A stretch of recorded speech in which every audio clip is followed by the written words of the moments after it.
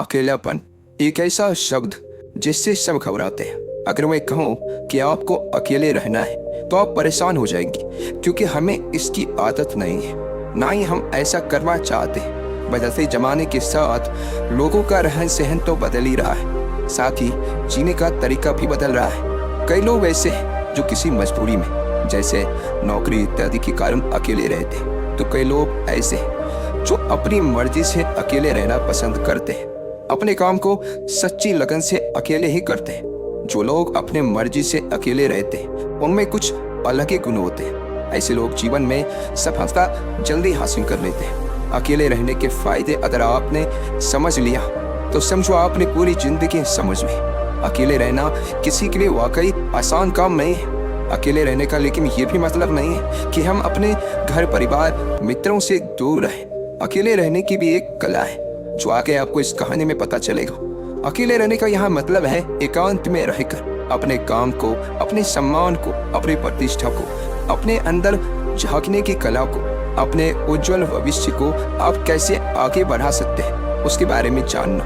हम अकेले रहने के उन 7 अमूल्य गुणों के बारे में भी जानेंगे इस कहानी के माध्यम से। एक व्यक्ति गुरु के पास आया और बोला, गुरुदेव, मेरे दुख का कारण क्या है? गुरु बहुत ही बड़े आत्मज्ञानी व्यक्ति थे। गुरु ने कहा, अपने आप को चीजों से चिपका लेना, चीजों को पकड़ लेना और उन चीजों के प्रति आसक्त होकर उसके पीछे भागना ही तुम्हारे दुख का कारण है। उस व्यक्ति ने गुरु को धन्यवाद किया और कहा, गुरुदेव, आपने तो मेरी समस्या का समाधान कर दिया। मैं इतने दिनों से अपनी समस्या का समाधान चाहता था। आपका धन्यवाद गुरुदेव। यह कहकर वह व्यक्ति वहां से जाने लगा। गुरु ने कहा, पूरी बात तो सुन लो। उस व्यक्ति ने कहा, नहीं गुरुदेव, आपका इशारा मिल गया, बस वही काफी है, और समझदार को इशारा ही काफी होता है। 1 महीने के बाद वह व्यक्ति फिर से गुरु के पास आया। इस बार उस व्यक्ति का हाल बहुत ही बुरा था।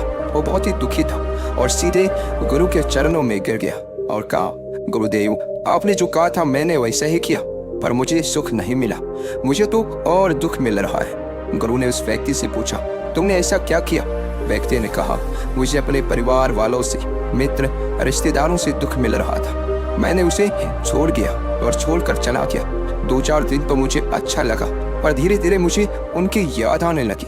अपने माता पिता, अपनी पत्नी, अपने बच्चे याद आने लगे। रिश्तेदार, यहाँ तक कि अपने शत्रु भी मुझे याद आने लगे। इतना दुखी तो मैं उनके पास रहकर भी नहीं था जितना मैं उनसे दूर होकर हो गया। इसलिए आज मैं वापस घर जाने के लिए निकला था और आपके पास आ पहुंचा। आपने मुझे इतनी गलत सलाह क्यों दी गुरुदेव? गुरु मुस्कुराए और गुरु ने कहा, तुम परिवार को छोड़कर भागे, मित्रों, रिश्तेदारों, यहाँ तक कि शत्रुओं को भी छोड़कर भागे, पर यह तुम्हारी गलत फहमी थी कि तुम छोड़कर भाग रहे हो। वास्तव में तो तुम उन्हें लेकर भाग रहे थे। व्यक्ति ने कहा, पर गुरुदेव, मैं तो किसी को अपने साथ नहीं लाया। गुरु ने कहा, जो चीज हमें दुख देती है वह कहीं बाहर नहीं होती, यहाँ तक कि जो हमें सुख देती है वह भी बाहर नहीं होती। यह सब परिवार वाले, रिश्तेदार, मित्र, शत्रु, ये सब कहाँ बसते हैं? यह सब हमारे मन में बसते हैं। और जब तुम भागे तो तुम अपने मन को साथ लेकर भागे, और तुम्हारे मन में यह सब तुम्हारे साथ भाग रही थी, तो तुम इनसे कहीं दूर गए ही नहीं। जब जो चीजें मन में बसी हो और वह आसपास हो, वह हमें बहुत लगता है, पर वह बहुत कम होता है। और जब हम इन चीजों से दूर हो जाते हैं, यानी छोड़कर भाग जाते हैं, तब मन उन चीजों को पाने के लिए फिर से प्रयास करने लगता है, और तब यह चीजें बहुत ज्यादा दुख देती है, जैसा तुम्हें हो रहा है। व्यक्ति ने कहा, तो गुरुदेव, मैं क्या करूं? चीजों के साथ रहो तो दुख, चीजों को छोड़कर जाऊं तो दुख। क्या मैंने सिर्फ दुख उठाने के लिए ही जन्म लिया है? गुरु जोर से हंसे और कहा, यह बात बिल्कुल सत्य है। यहाँ सब सिर्फ दुख उठाने के लिए जन्म लेते हैं, और यह भी सत्य है कि इन दुखों के पार सुख है, और उन सुख के पार दुख है, फिर सुख और फिर दुख है। जिन चीजों में हमें सुख नजर आता है वह दुख देते हैं, और जिनमें दुख नजर आता है वही सुख का कारण बन जाते हैं। उस व्यक्ति ने कहा, गुरुदेव, क्या इस सुख दुख के मायाजाल से बाहर निकलने का कोई रास्ता नहीं है? गुरु ने कहा, रास्ता तो है, मगर तुम इसी दुनिया में रहना चाहते हो, इन सब के साथ रहना चाहते हो, तो तुम्हें एक काम करना होगा। तुम ऐसे ही रहो जैसे कि तुम इस दुनिया में अकेले हो। सबके साथ रहो पर अकेले रहो। व्यक्ति ने कहा, पर गुरुदेव, ये कैसे हो सकता है? गुरु उस व्यक्ति को एक जगह पर ले गए जहाँ एक मेला लगा हुआ था। वहाँ बहुत भीड़ थी। गुरु ने कहा, देखो अपने आसपास, यहाँ किसी को जानते हो क्या? व्यक्ति ने कहा, नहीं, यहाँ तो कोई भी मेरी जान पहचान का नहीं है। गुरु ने कहा, क्या तुम यहाँ अकेले हो? व्यक्ति बोला, हाँ गुरुदेव, बिल्कुल अकेला हूँ। गुरु ने कहा, नहीं, तुम्हारे मन में कुछ चल रहा है, तुम अकेले नहीं हो।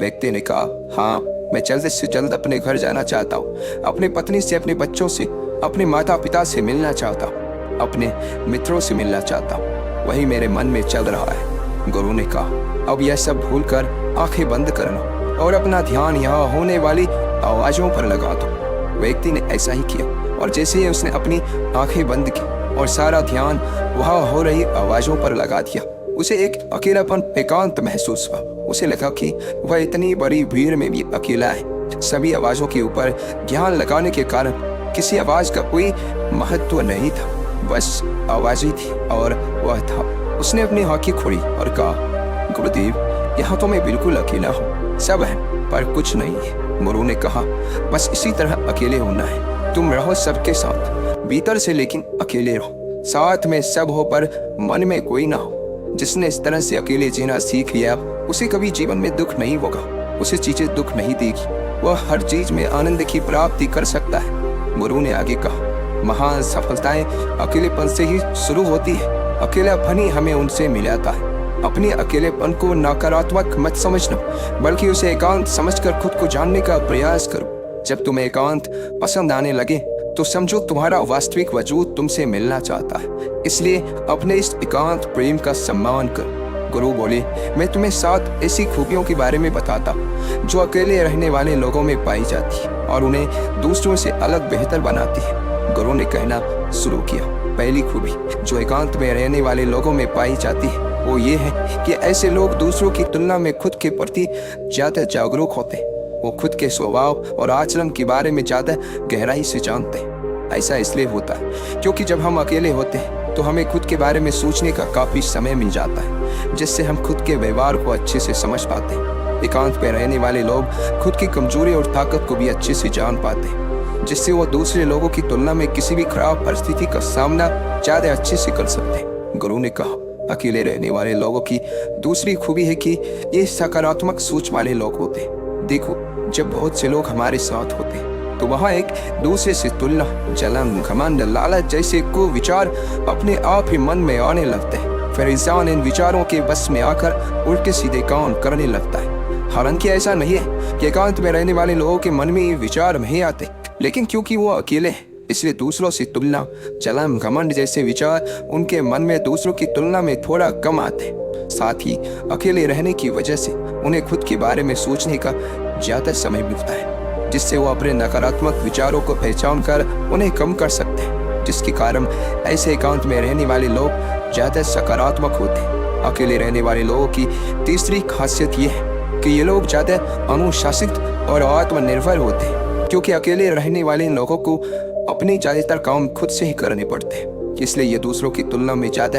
आत्मनिर्भर होते हैं। साथ ही ऐसे लोगों को दूसरों का काम भी पसंद नहीं आता, ये अपना काम खुद करने पर ही भरोसा करते हैं। साथ ही ये लोग कोशिश भी करते हैं कि दूसरों से कम सहायता लेनी पड़े, पर क्योंकि ऐसे लोग आत्मनिर्भर और अपने काम को लेकर स्पष्ट होते हैं, ऐसे लोग अनुशासित भी होते हैं। ये लोग अपने समय की कदर करते हैं और दूसरों का भी समय बर्बाद नहीं करते।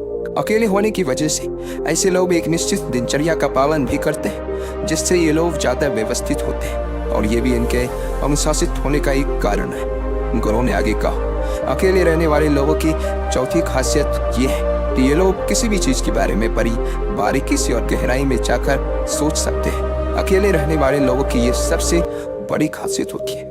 इसलिए जितने भी लेखक, कवि और बड़े बड़े काव्यों के रचयिता हैं, उन सभी को एकांत में रहना पसंद था, क्योंकि जब कोई व्यक्ति एकांत में होता है तो अपने अंदर की आवाज सुन पाता है। जितने भी बड़े आविष्कार हुए उन सब की शुरुआत एकांत में हुई थी, क्योंकि एकांत में रहकर ही किसी भी चीज के बारे में बड़ी बारीकी से सोचा और समझा जा सकता है। गुरु ने कहा, एकांत में रहने वाले लोगों की 5वीं खूबी यह है कि इनका व्यक्तित्व सबसे अलग हटकर होता है। वो लोग ज्यादातर दूसरे लोगों के साथ रहते हैं, ये अकेले रह ही नहीं पाते, वो कितनी भी कोशिश करो, लेकिन जाने अनजाने में सही, लेकिन दूसरे के व्यक्तित्व का कुछ हिस्सा उनके अंदर आ ही जाता है। दूसरों की आदतें, दूसरों के विचार उनके अंदर प्रवेश कर ही जाते हैं, जिससे उनके व्यक्तित्व में वो अनूठापन, वो निरालापन नहीं आ पाता।